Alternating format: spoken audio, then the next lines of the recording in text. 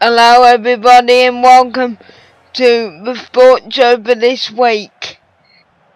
First thing I'm going to talk today is Belfast Showdown 36. The showdown at Adelaide Oval was absolutely sensational. The place where we were sitting was absolutely unbelievable. But my advice to the Adelaide Oval people is to cut a hole where people can put their flags. Now on to the game. Port Adelaide won the game by 55 points. They smashed the Crows in the midfield, and according to Kenny Hinkley after the game, it was a brilliant performance in the showdown. Now, Crows coach Brenton Sanderson said that was an unacceptable loss in the showdown.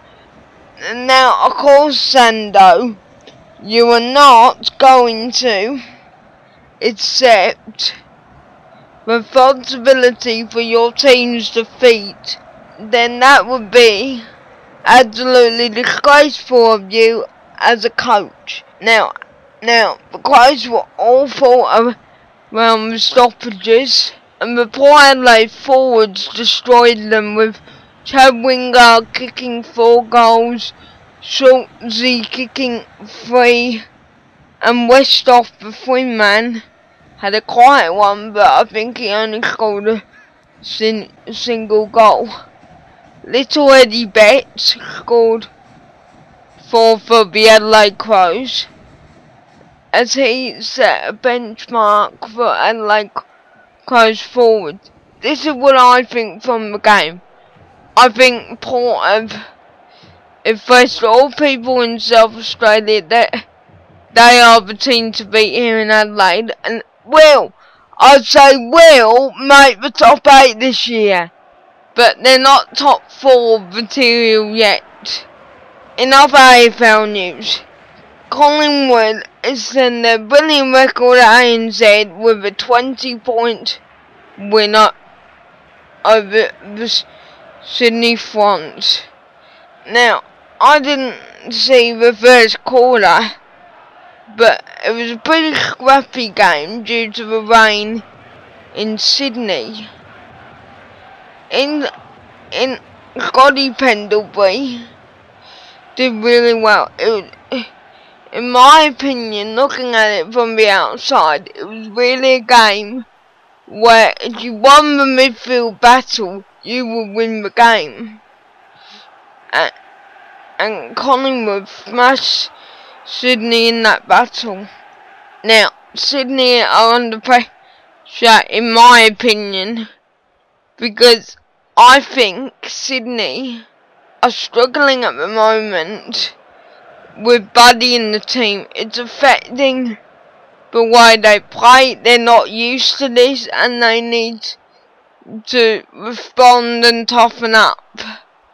Now the Fremantle Dockers got a win over the Gold Coast Suns in a very wet Subiaco. Subiaco Oval was one of the top statistically.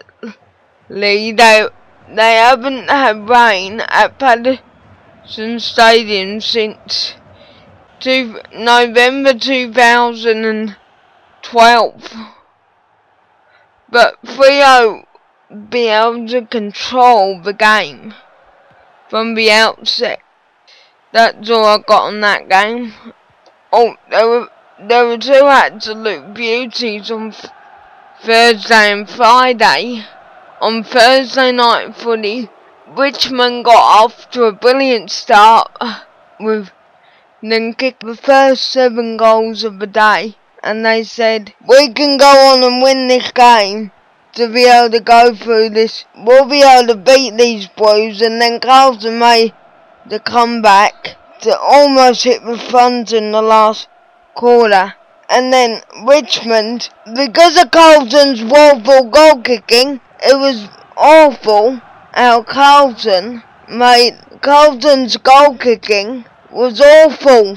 They missed so many opportunities, and Jeffy, your dribble kick was absolutely awful. And wait, you were absolutely awful. You gotta improve on your goal kicking, Mick. Otherwise you'll be Saturday in the morning. Saturday in the morning. I don't care whether you're a crump. Accept it right now. Now to A-League. Adelaide United is away to a good start. A good win up against the Wellington Phoenix with Marcelo Carrusca starring with a goal inside the 39th minute. It was a very scrappy game early on due to the pitch having a rugby union game and an NRL game the last 2 nights. But they did incredibly well, the away team, to be able to control the tempo of the game and extend their march towards the finals. Now to the big talking points, to the coaches who need a bake. I've already baked Mick Malthouse. Craig Bellamy.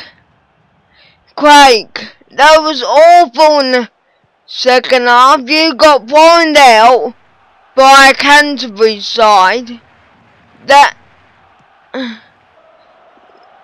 are the Melbourne Storm. We shouldn't get belted like that. This is what you should get. I think you should get your side an absolute kick off the backside. And I tell ya, Craig Bellamy, toughen up. Turn it up. Now, to the Premier League. Now, I haven't really seen too much Premier League, but the big result of the morning was Crystal Palace getting a vital win over Chelsea to lose their mark to the top of the table to Manchester City. Manchester City will be a good side. Chelsea are a good side. Tony Pulis, I'm sorry, but you will go down at the end of the season. That's the end of the show for this week. Thank you.